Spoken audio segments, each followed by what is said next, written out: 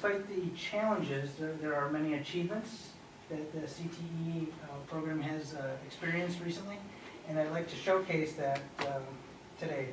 I'd like to keep this, I think within an hour. Hour should be fine? Sure. Is that ample time for everyone? Absolutely. Okay. So, And then feel free to interject with questions or, yes. anything else that you have along the way. Okay. So good evening, everyone. My name is Dr. Alexander Brandon. I'm the district coordinator for career and technical education. As a side note, I do help with all of our early college efforts for both our CTE and non-CTE students. So thank you for having me tonight as part of the Finance Committee. Our career and technical education, we did just, Dr. Carvelis and I worked together on a non-discrimination statement.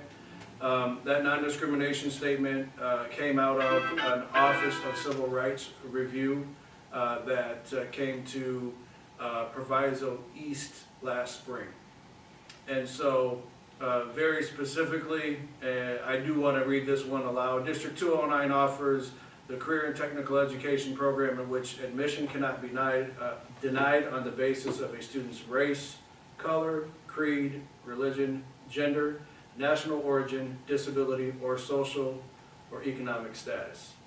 And so that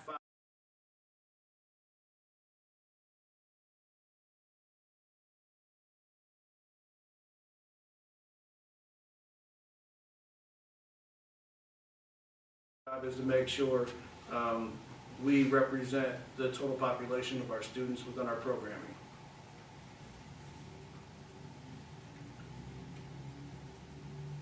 Okay, so I'm going to weave in and out a little bit here. We have a revamped website. You're showing, thank you. Okay, so I have a welcome from the coordinator.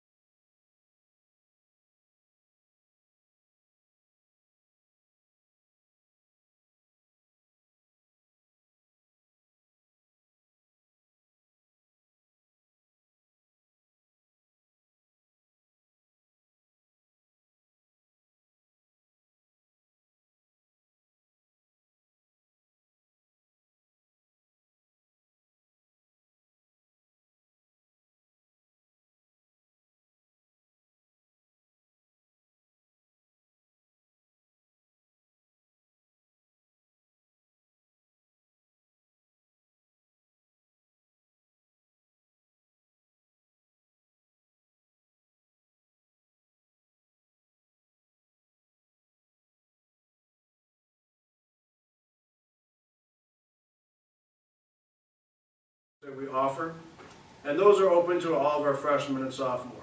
But by sophomore year, we really want our students to start picking a pathway. And so with that said, there is an application required and acceptance is conditional. And so we have developed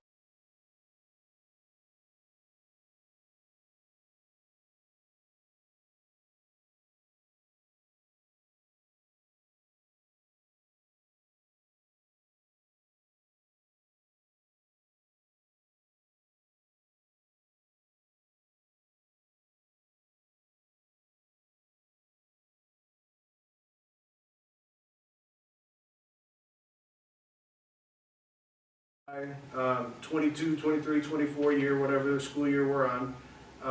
Keep your tardies below 12, no major disciplinary issues during the school year. And then we always put that piece in there that the administration reserves the right to review each application on a case-by-case basis. So with that said, there are a few pathways where 10th graders can get in early. One of those is the manufacturing pathway. But we do have to take a look at program caps as we move forward. So I'll give you a quick example. Miss Denise at West can only hold 22 students approximately in her lab. So she can offer 2 sections of manufacturing 1, which means there's 44 students competing for those spots. So that's why we moved to an application process and we make it fair and equitable. We have to serve non-traditional students, and we also have to serve special populations. Special populations would be our ELL learners and our IEP learners. So that's where we say on a case-by-case basis we have to review that, because I may have an extremely high-functioning student who is both IEP and ELL, and they're still going to be able to make it into the program. So you can't put just a hard, nope, you didn't make it, because some of these programs are for our students as we move forward.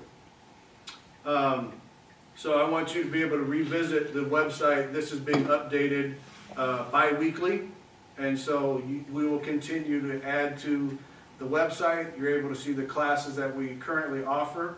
There'll be a couple minor modifications for next year, and then we'll look at larger ones as we move forward. Now, will the course offerings change with this new dual enrollment agreement that we have with Triton, or? So you're talking about so that we have a couple of agreements going on with Triton. So we have what we call the tech campus, and I'm going to get to that one in just a moment. And then the one that I did not add in because it was fresh from last night that you're referring to is the associate's degree program for juniors and our seniors. Okay. So your question to that end, that will modify what they're required to do their freshman and sophomore years slightly. Okay.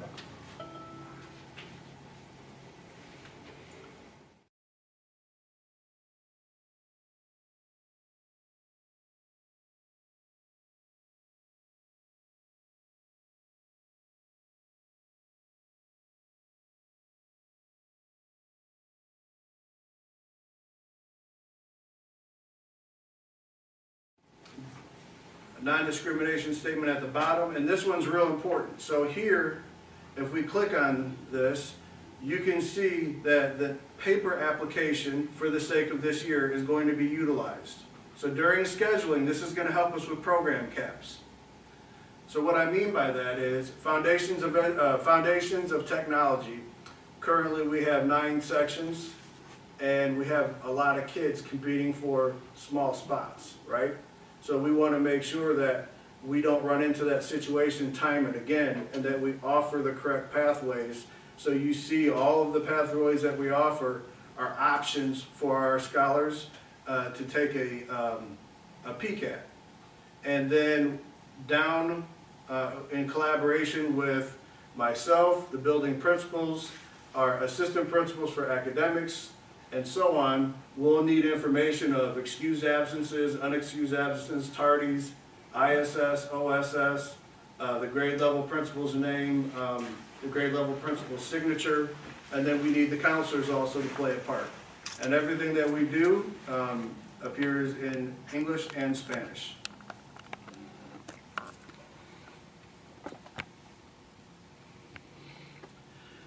So, we've been talking enthusiastically about several new pathways as we move forward.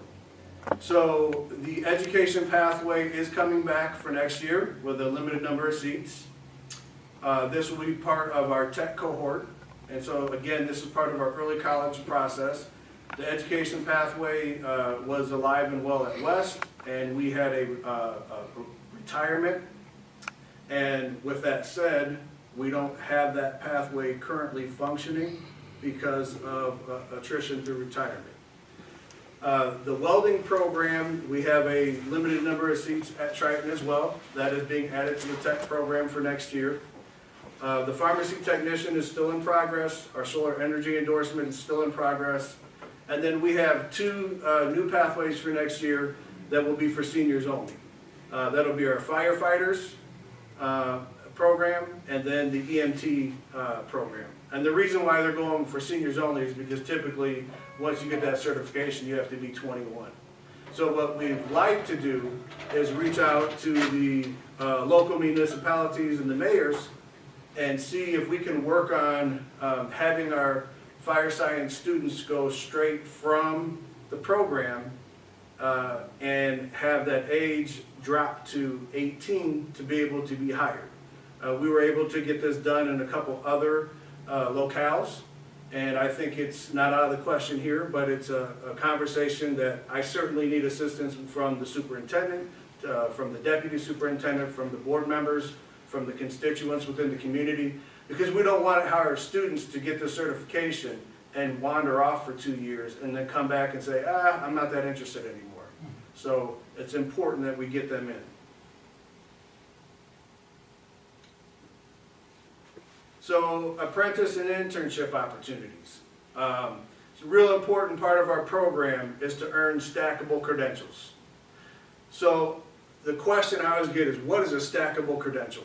Okay, well, a stackable credential means that I might be in the culinary pathway, for example. I took Intro to Culinary Nutrition. I was accepted into Culinary 1, and I'm in Culinary 2.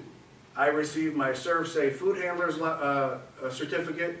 I received my ServSafe Service Manager certificate, and I also was able to stack my OSHA 10 Culinary on top of that. So that means I stacked it all in the same pathway. If I am a student that takes one course in business and I take one course in culinary, those aren't stackable. And that's also what the Des Plaines Valley region, otherwise known as DVR, wants us to get away from. As they refer to them, it's random acts of dual credit in some cases, or random acts of career and technical education. So we want our students to pick a pathway and stick with that pathway through high school. And the allowable, your typical allowable, you might go into a pathway and say, hey, you know, I took that first culinary class and it wasn't for me. So you have enough time in your schedule to make one change over. I would like to compliment Dr. Carvelis for collaborating with our feeder school superintendents, as they are now introducing CTE at the lower levels, and they also receive funding. So some of the career inventories that are taking place, students are now learning about it in the 6th grade. So if they hear about it in the 6th and 7th grade and take those orientation level classes, then when they get to us, it's introductory level classes, and then it's on to the pathway. Thus why we brought you the action item last evening. We've run into a unique problem with some of our mid to upper level students, as by the time they're juniors, they're theoretically finished or very close to being so. So we wanted to continue to grow the opportunities of more early college programming, and that's why you got the recommendation last night for an associate's in arts or sciences. Question about the stackable certificate. So do we offer an entrepreneurship type course? So let's say I'm a culinary student and I want to open up my own business. Would they take an entrepreneurship course along with their culinary? Like, so yes, you could. If you take one course in CTE, you are a participant. If you take 2 courses in CTE in the same pathway, you are a concentrator. If you finish a pathway, you are a completer. If you take 1 in business and 1 in culinary, you're just a participant. However, some of those credentials that you are referring to during the coming slides would behoove them, and we can still have them utilized by those teachers if they so please. Some of these credentials can be pushed between classes. So with that said, again, our apprentice and internship opportunities are going to be updated in real time. So before I go to the website and show you some of the ones that we've created, I want to just share real quick, at Triton last year, I had the honor of participating in the School College Alliance Workshop along with some of my colleagues. And I had 2 Proviso West students that are in the culinary program that went from Proviso West to Triton, and they actually made homemade and packaged candy bars. So that was part of what they did. This past year, Dr. Carvelis was part of that process, as well as 17 other participants from our district. It was the largest showing we've had in years. And those same students helped prepare the taco bar. So they're already, and they came to the program with their OSHA certification and their ServSafe certification. So they're already there. At Principal Manufacturing Company, we have 2 students that were hired as apprentices right out of Miss Sinise's program. And since PMC decided to pay for their apprenticeship through TMA, we were able to present them $10,000 worth of tools and a rolling tool and die kit. And so we have pictures from that we'll be adding to our website. With that said, we have 2 students enrolled currently at TMA, and then Dynamic Manufacturing, 2 of our students from West are placed and working there. So our apprenticeship and internship opportunities, if you click on that link, you're going to be able to get a drop down under each opportunity. And as you see, for like the Operating Engineers Local 150, shows you your requirements, 18 years old, high school diploma or GED, and go down and you see where the current openings are, etc. We have the Roofers Local. We have our Teamsters. We have our Bricklayers. We have our Tuck Pointers. And you can see, I won't go through each one, but everything from the Iron Workers to the IEBW to Heat, Frost, Insulators Local to the Electricians Local, all the way down. We're trying to make sure we expand our relationships to them, so we have that high school to apprenticeship pipeline and then right into the workforce. And the benefit is you don't incur all of the college debt that you would for a traditional college student. You become an earner right away. And there are many other benefits as well, but that's one of the biggest ones that we see. How many students have taken advantage of that pathway, those pathways? I came here during the pandemic. Post-pandemic, we're hovering probably around 10. But every time we take our students out on a trip, We have over 400 in CTE. well, okay, so CTE students, we have 1,333 official students from last year. 333 of them are in a pathway, meaning they've completed. That's what he's asking. That was your question? No, specifically around the trades though, those specific, So how many students are in in these? those trades, yeah. So the large majority are coming through April Sinise's program, Manufacturing. manufacturing. Okay. And with that said, with her 25 years of experience, she has a link into almost each and every program. There's some other ones that we have here. So under additional resources, we just continue to create relationships, as you can see, with the Boilermakers, cosmetology programs, culinary arts, electrician, fashion and design, fire science. I mean, the list goes on and on and on. So we want this to be a hub of information for people to come up with questions. I can't answer them all, but one thing I'll promise you is I'll always find you an answer. So this is definitely a collaborative effort. I have not done this in a silo, nor would I.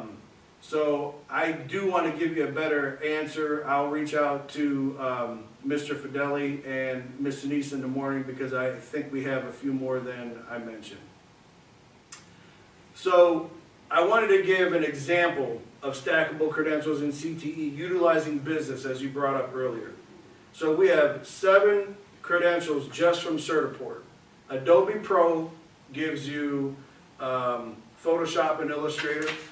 You have your CSB, your ESB, so that's communication skills for business, your education skills for business. You have your IC3, digital literacy. You have Intuit.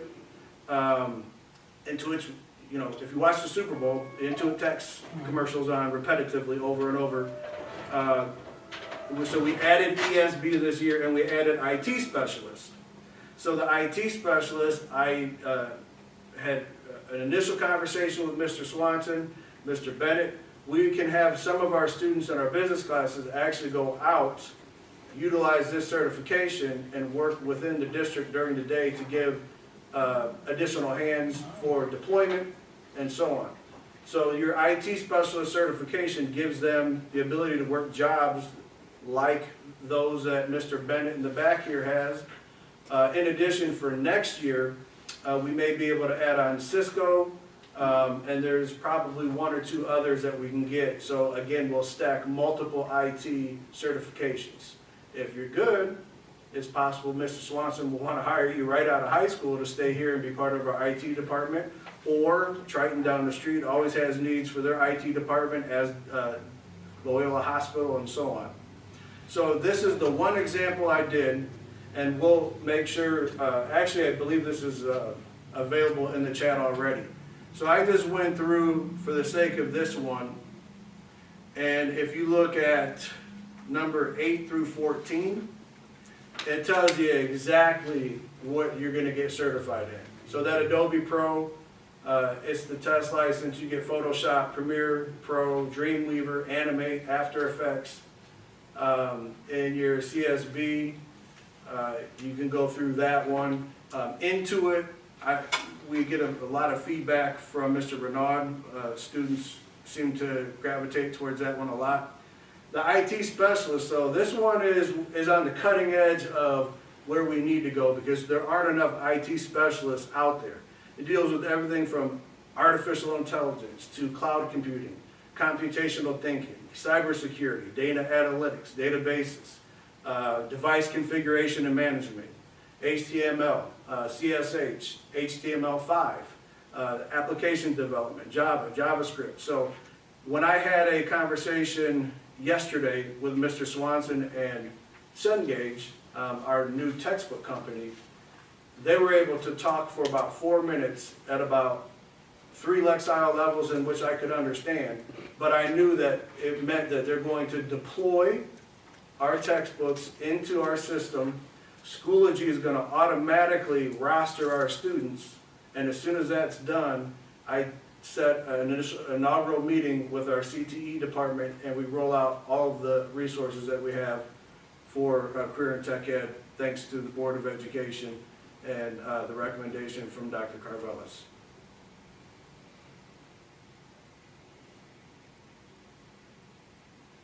Okay, moving along, examples of, and just so you know, in automotive, we have everything from Snap-on, and there are several Snap-on certifications, measuring your rotor width, to our, we have AI lift certification, we have our Shop Key Pro.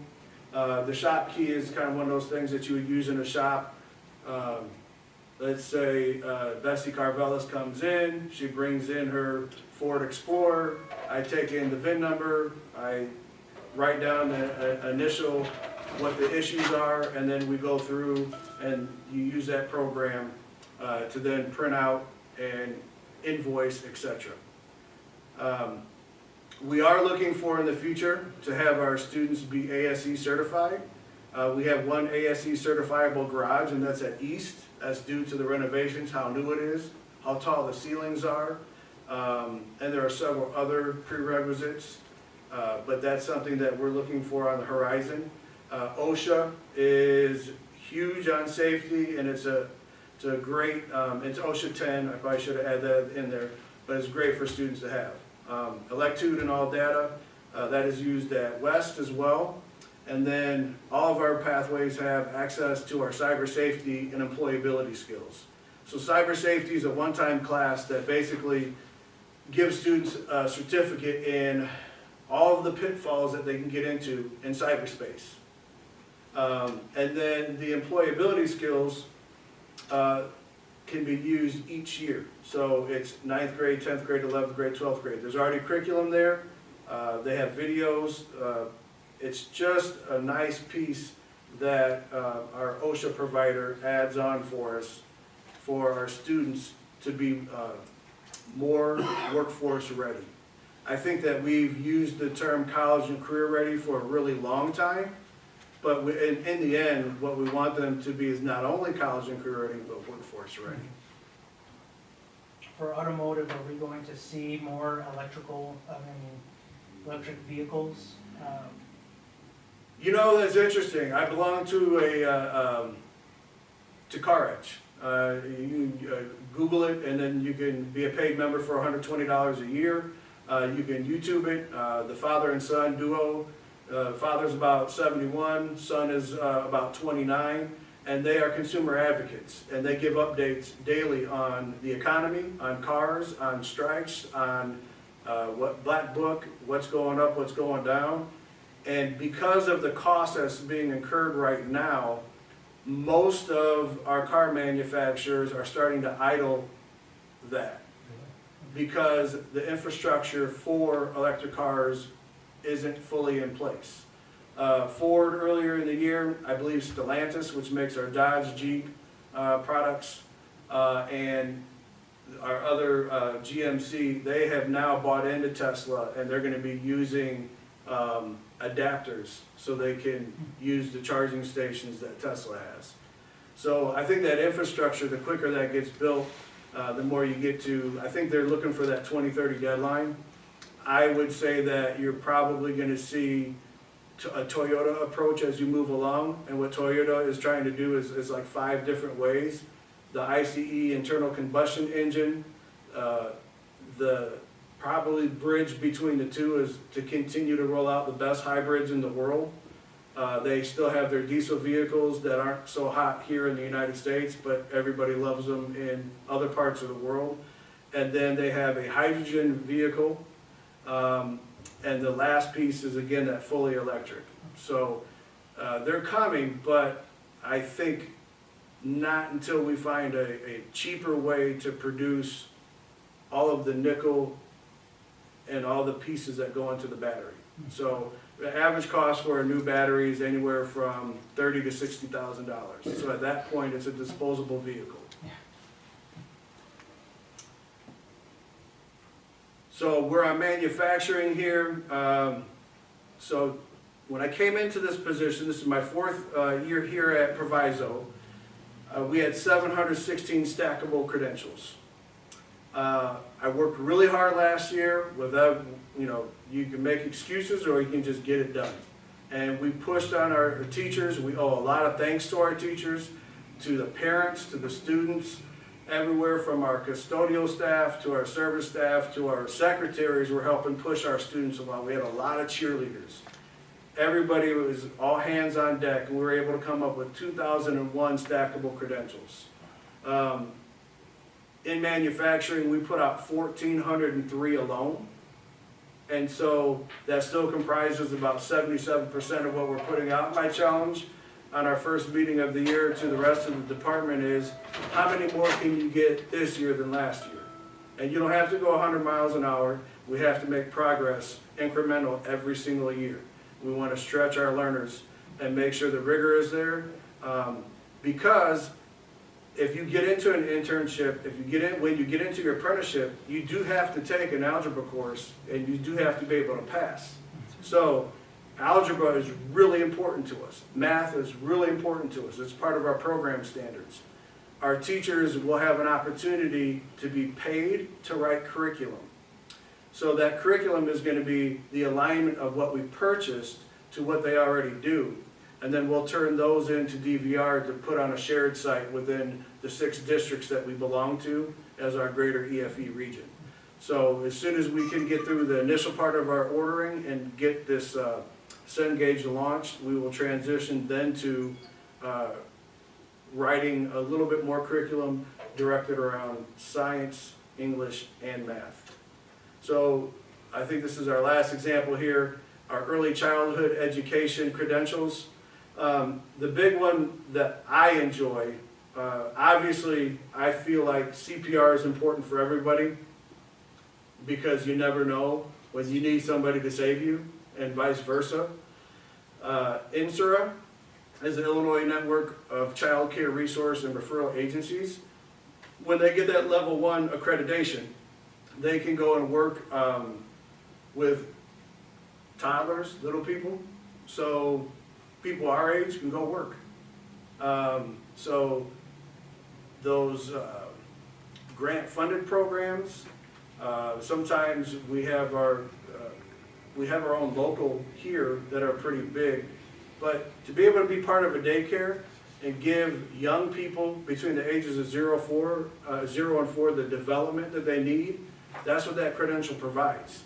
So, you know, we need to keep putting that information out there so our students get excited about, oh, I mean, I can get this credential, use it now, and make more money than I would at, say, a fast food place, and I can actually work with children, because in the future I want to be a teacher anyway. So it all falls in line.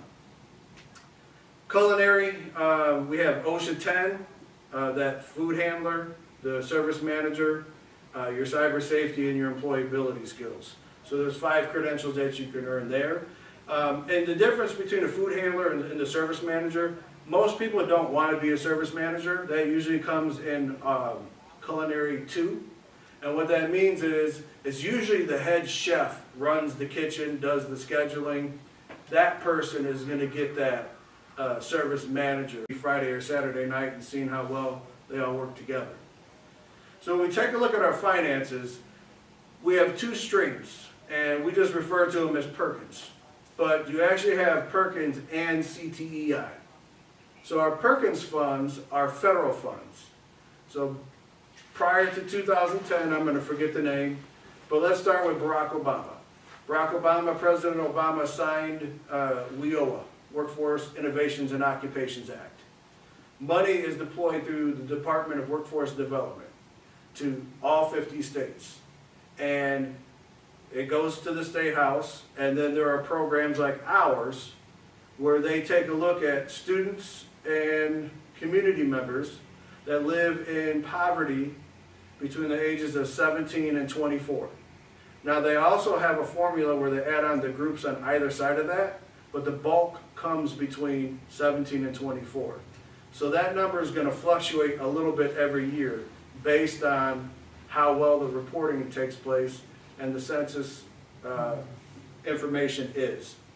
The state uses a very similar way to come up with money, additional money to give us. It's a voucher system though.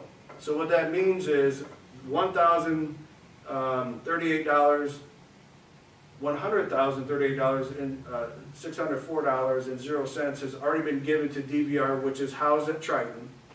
As soon as we make a purchase, a requisition is created.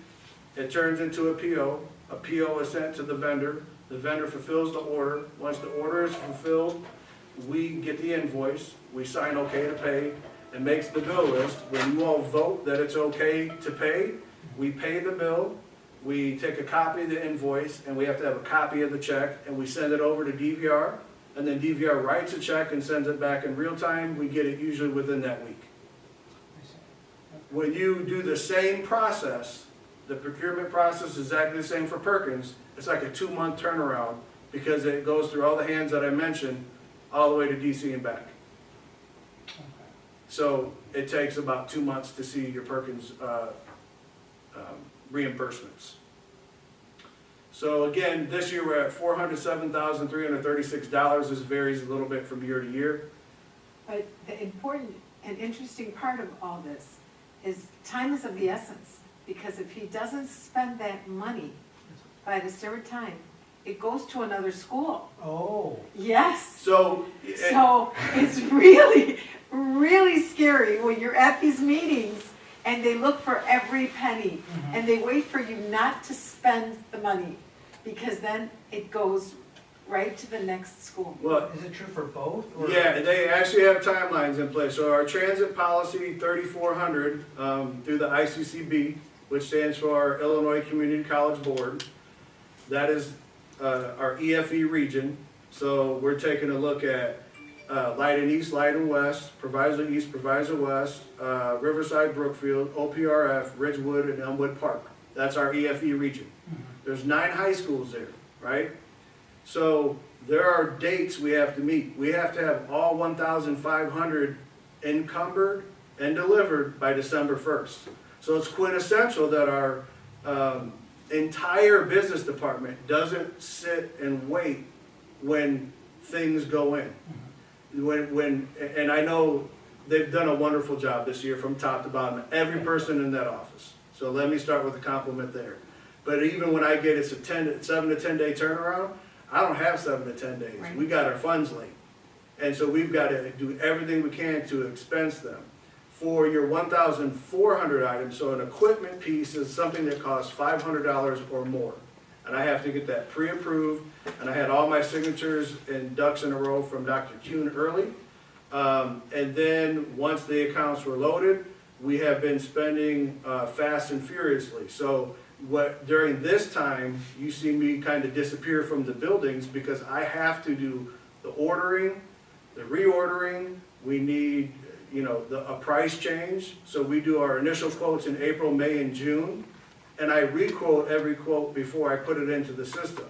And even then, sometimes a vendor will call me and say, you know what, we just had a board meeting yesterday and they changed all the prices by $50. There's nothing I can do. We won't honor the quote that we gave you.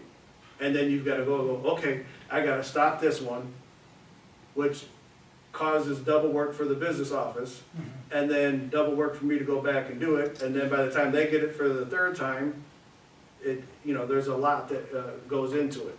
So it's important that we stay on top of it because we don't want to lose our money.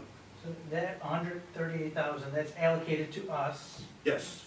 and if we don't use it, then So someone go like to OPRF. OPRF Yeah, will or tap into whoever. it. Yeah. They can take it, and so this is something that was surprising for me to hear, but based on our enrollment and where we are in the world, we receive more money Than the other than schools. all the other districts combined. We're allocated more? We are allocated more money than the other districts in our EFE region combined. So they're waiting on us. So they are waiting on us to pounce on us to misstep, Yeah.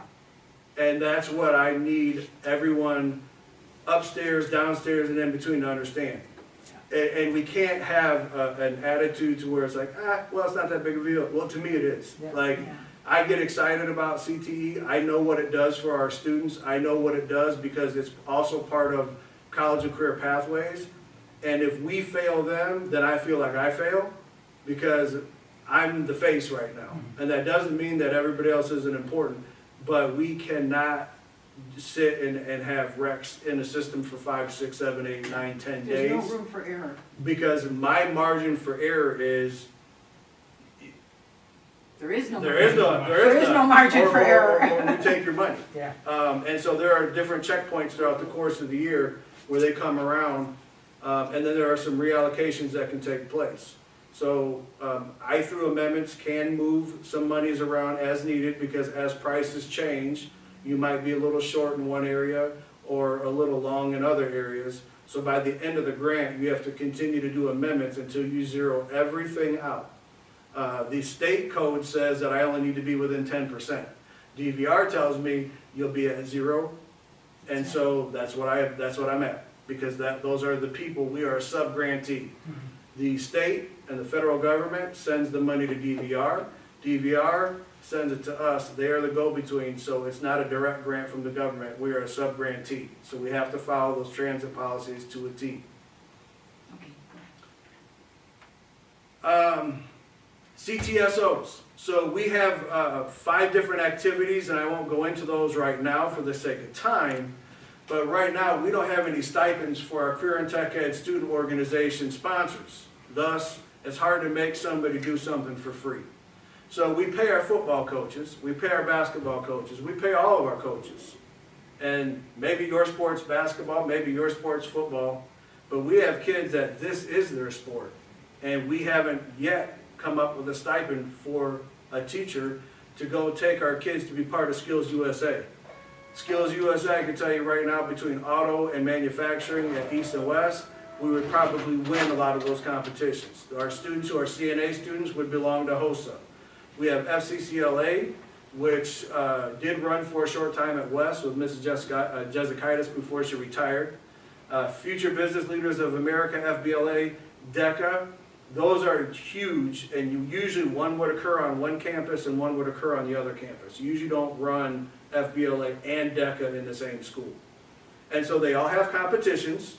They all have their own local competitions. They have their sectional, they have a regional, they have a state competition. If you win state, you go to nationals. We haven't thought about that. When we build a budget, you can tell who's not thought that wide before based on the budget that was allocated, because they don't even know what this is. And we got to get the message out there.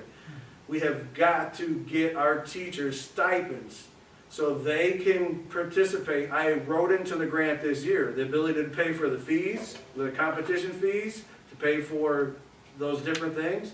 I can't get anybody to sponsor. Because they don't know about it. It's like having after school, the robotics club, where we have teacher stipends and they have the robotics club. This is what this is. Oh, okay. It's to have a club after school where we would give a teacher a stipend and they would be part of this and they can go and compete. Because we have the robotics club competing. They go every year and they develop a robot and they compete at UIC, and it's an international competition. This is what he's talking about. To be able to create something and compete nationally. He wants to do it, but nobody knows about it. Nobody being The teacher. teachers, yeah. And then the teachers that do know about it, we don't have a stipend for them. And so that's the holdup. You know, it's like being a cheer coach. When you're a cheer coach, you cheer in all 3 seasons basically. So if you're if you're offering them 0, then they're not getting any compensation. If you offer them $2,000 and you spread that out over a whole year, it's a couple dollars a day. So we've got to think about how to fix that as we move forward collaboratively. Our annual general fund needs, the DVR annual fee is roughly $84,000 a year. That's us belonging to the EFE region. There are 52 regions in the state, down from 58. There have been a couple that have been combined. And so each school pays proportionately based on their total number of enrollment. So it's super important that we have the correct enrollment numbers in our system and that we exit students who have actually left, and for those that have 2 numbers that we actually marry them together. Because if we don't, we're missing out on funds that we can receive, but we're also being overcharged then, you know, for our one of 6 schools. Cosmo and Barber this year, right now, the projected cost is going to be $223,000. And that is down significantly from last year. But Triton has a new program beginning in the fall. And so we're going to keep our opportunities open because we need something that's A, cost effective, and B, that we get return on our investment. And we want to make sure kids are getting in, they're applying. And I need the board's help, the community's help, our parent coordinator's help, because once we get these applications, we're going to do mock interviews. So they'll have their tally mark, but we're going to mock interview you to make sure you really want to be in cosmetology. Because when Dr. Brandon is working real hard on ordering, and I've got 4 kids that came out because they decided, I didn't really care for the program, and another 4 that want to go in, that's like 4 or 5 business days of 8 hours of paperwork, and then when that stops, everything else stops. And it has a trickle effect. So we want to make sure we really vet our students as they get in. Are you sure you want to be in this program? This program sometimes meets on Saturdays. This program meets after hours. You know, so any help that we can get from our community, we appreciate. Textbooks and curriculum this year, Cengage was a little smidge over $300,000. This doesn't occur every year. Most departments are on a 6-year cycle. But 6 years is a really long time in CTE. So I advocated and really made sure we hustled on behalf of the students, our taxpayers, and everybody in this room and everybody that's listening. I wasn't going to overpay. I told them, right now we have CCPE and the PACE framework.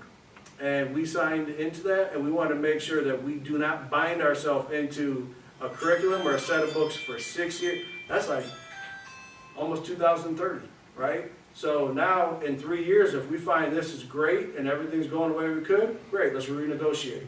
but I don't want to hinder the budget or the school by saying, no, we're stuck with a particular vendor for 6 years. That's a long time to, especially in our field here.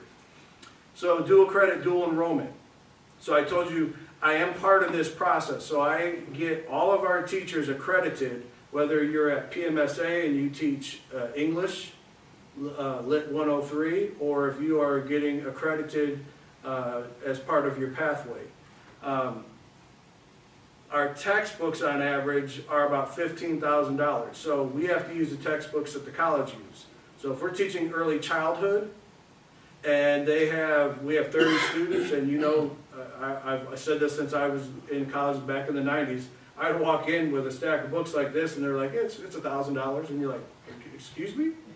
So, you know, we can't do anything about the cost, but we have to make sure that we budget for it. If we don't use it, it's a simple amendment towards the end of the year, and you push it back into a different supply line. Auto inspections and repairs. Annually, we have 10 lifts in this district, 5 in each garage. We have everything from the scissor lift, we have cable lifts, we have one on an oil change. I'm going to forget the actual name of it. It lifts up from the center. We also have a paint box at East. All of those have to have a sticker of approval every single year. So to get those inspected, I'm sure the price has gone up because everything's gone up. They're going to be roughly $1,500 for each school. The paint box, I'm unfamiliar with the price because it was brought to my attention that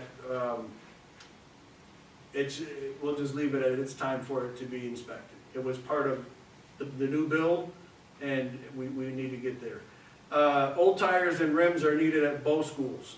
So our junkyards are going away.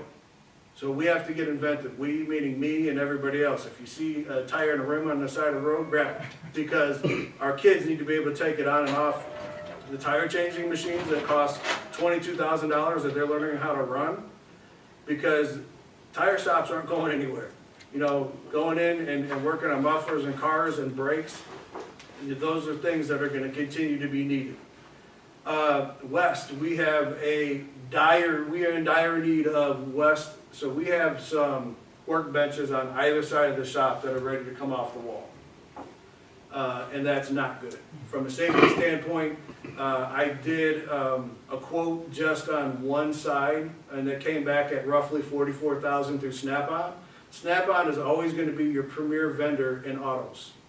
You can go cheaper, but you get what you pay for. You know, so there are certain items I allow other vendors to come in.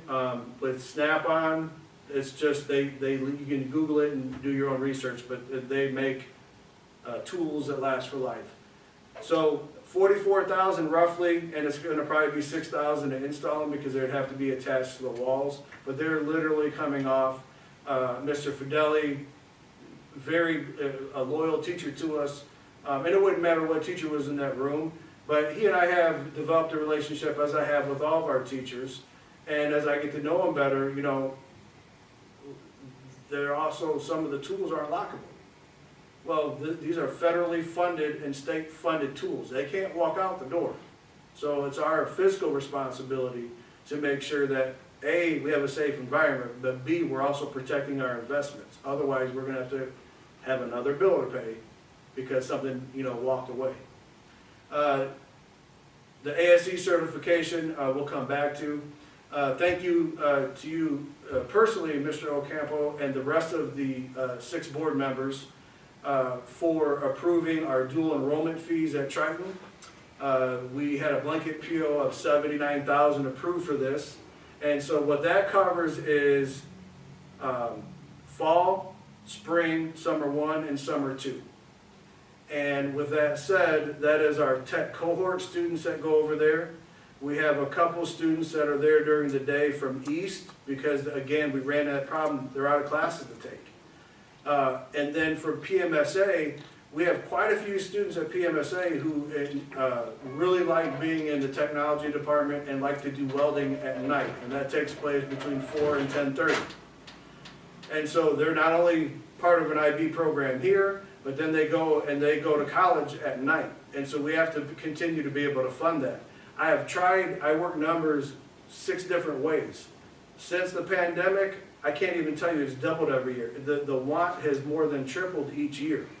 So we did some quick math with Dr. Carvelis and I today. If we just have 10 students going to that new associate's degree program, and remember, 4,000 to 6,000 is our range. We decided on the low range. 6,000 is more of, okay, in math they didn't qualify, so they have to take a remedial course before they can go in and take IM3. We would have to pay for that. So that's where you get some added price.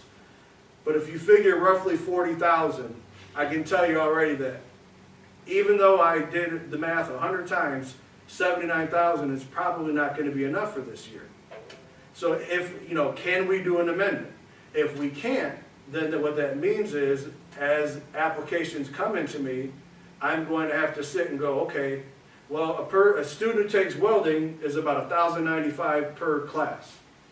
Conversely, a student who takes psychology is about $635 per class.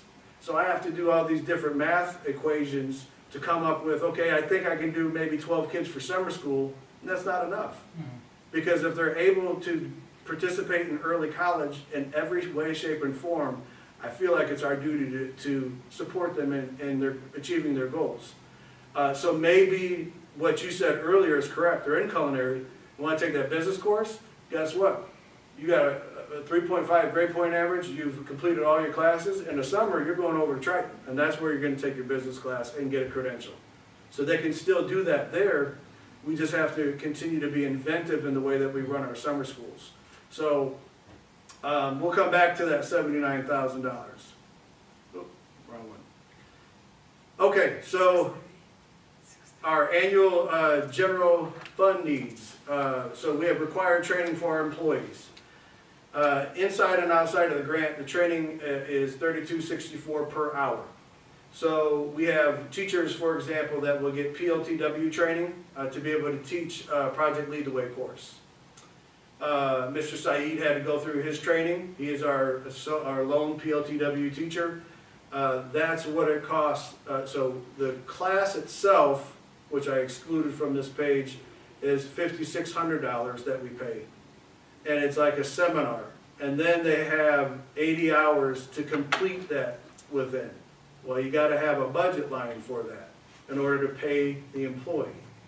The PLTW annual cost is $3,200 per school.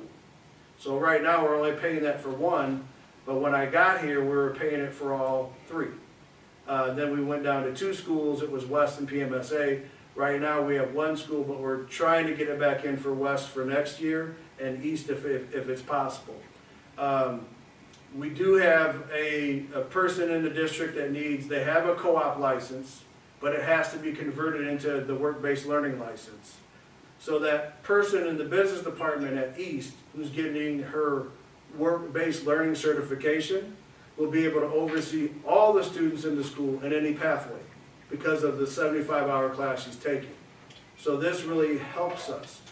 At West, our person needs some training, and I'm still trying to get that information. It's not 75 hours, it's less than, but she'll be able to convert, but we still have to have a funding source to pay them their hourly rate to complete the work.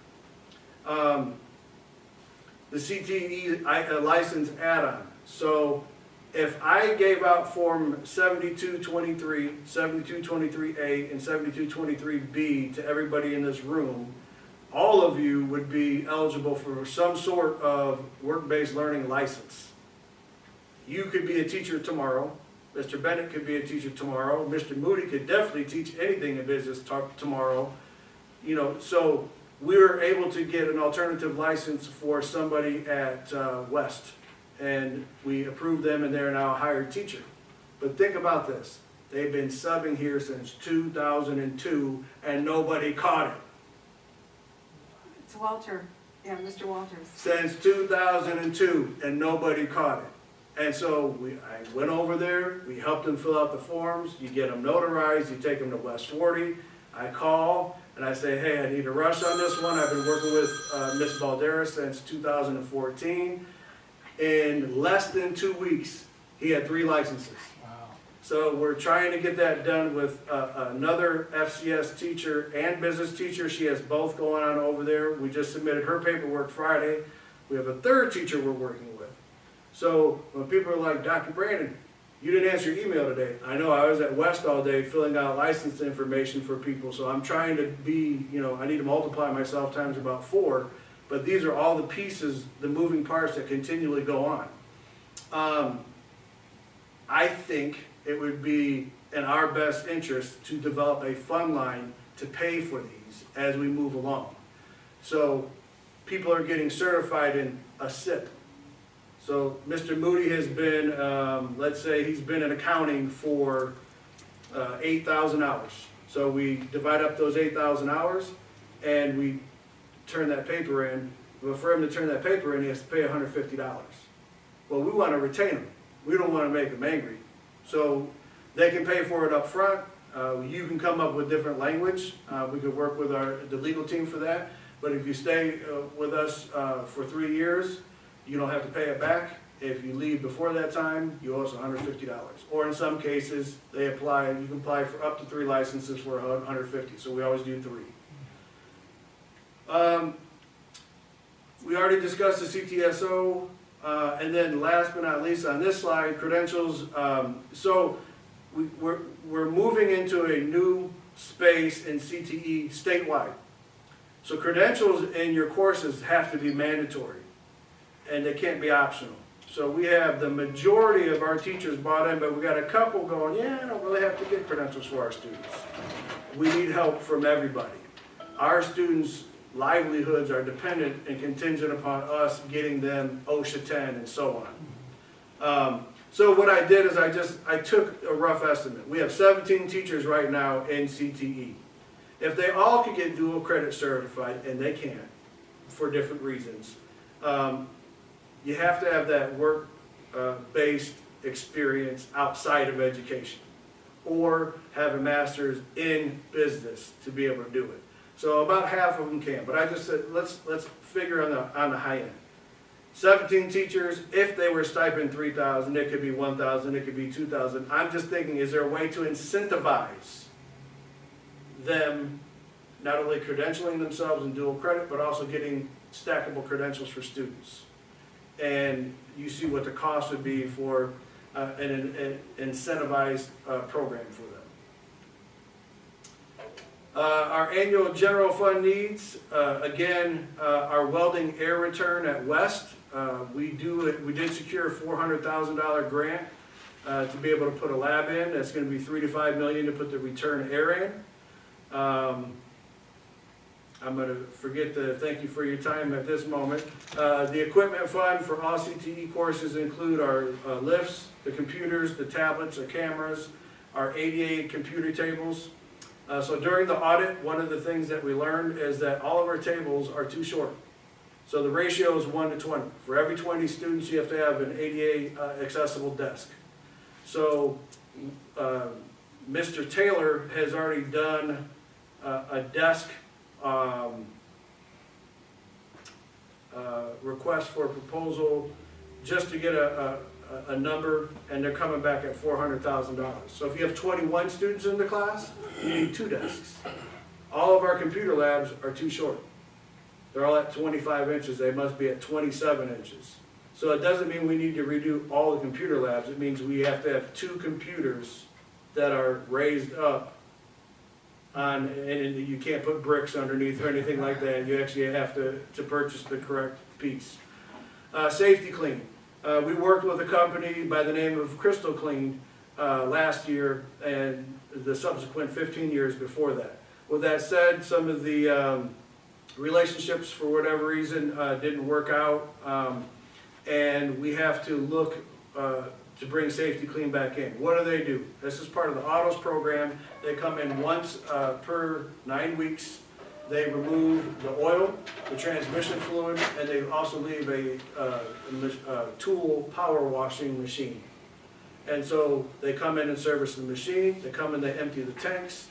And that is something that I'm trying to get to you all as quickly as possible to sign, because it's that time at the end of the 9 weeks where they're gonna need that done. Equipment fund for CTE courses, again, our ADA compliant desks. Something else that came up in our men's restrooms, we don't have one urinal at 17 inches. They're all above 17 inches. So that means you have to break out the wall, put in new pipes, and lower one stall. And we did clarify, it does not have to happen in every single restroom in the school, but it must be within reason. If you're at East and you only have one on per floor, that probably wouldn't be enough. Maybe one on the A building and one in the B building on each floor would be more realistic. Because if somebody has a handicap, we don't want them saying, I've got to walk 4 miles to get to the restroom. There is a sink adjustment that we would bid out. One of the facial sinks in one of the chemistry labs came in, I believe, at 60 inches, and it's supposed to be at 48. All the AED defibrillators are hung between 60 and 72 inches. Those must be at 48 inches, so those will have to be lowered. Our handicap parking signs must be raised, so they're already in the concrete. So Mr. Taylor and I walked. We're going to have to scab onto the back of our current poles to make the pole higher, because the lowest sign can't be any lower than 60 inches. Well, the lowest sign right now is $250 fine. The sign that's missing is van accessible, and then the handicap sign. The other piece that they pointed out is some of our parking spots don't meet the required measurements. So we have to repaint. So, Mr. Acampo, what he's going through is the civil rights when they came out in June, and they went through the entire building at Proviso East. And they came back with all of the civil rights audit, the complaints that they had. This is the response from the civil rights audit. So the list that he's going through right now, that Dr. Bryan is going through, all have to be complete by June 2024.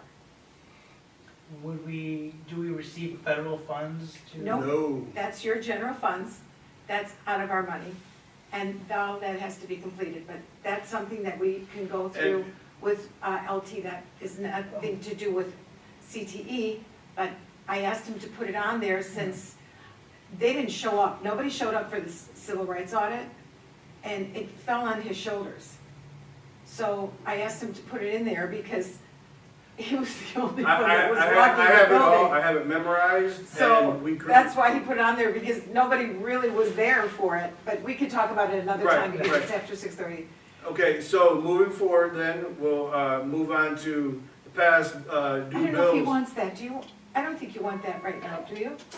You want us just to send it to you? Yeah, if you could send me the list. All these slides are all the past due bills Okay.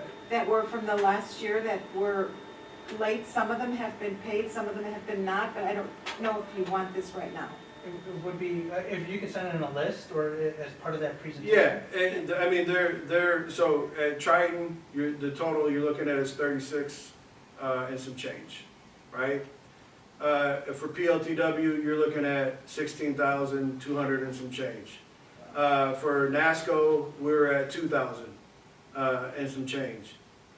Insura, we had a $60 bill. And what's notable about the one from PLTW, some of those go back to 19.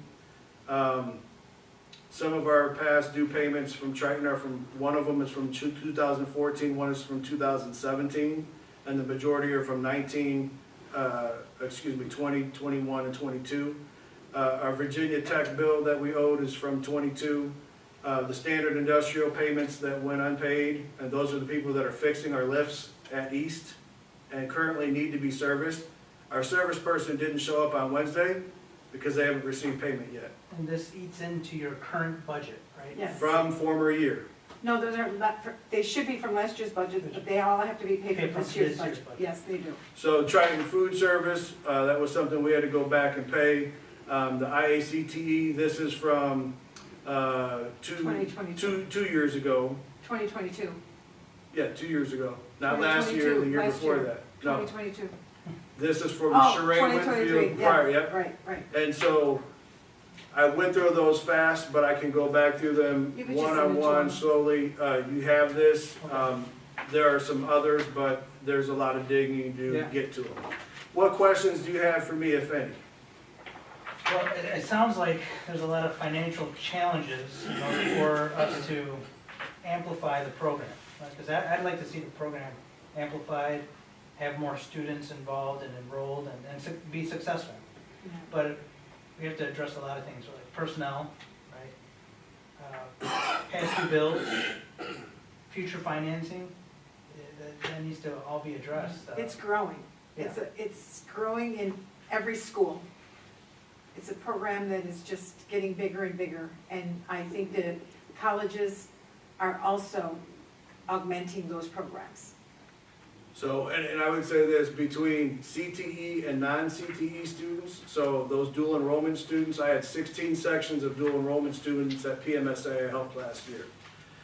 That was over 500 students. In addition to the 1,300 students that I have right now currently about 2,000 students that I work with that all email me, Teams me, and want answers about all these different programs. That's more than the principals have within their schools. And so we just want to make sure everybody understands what we're offering and how quickly we're trying to build it. We can't do it without everybody's help. This is a community effort. No, you know, we're not pointing fingers and saying, you did this wrong, you did, no.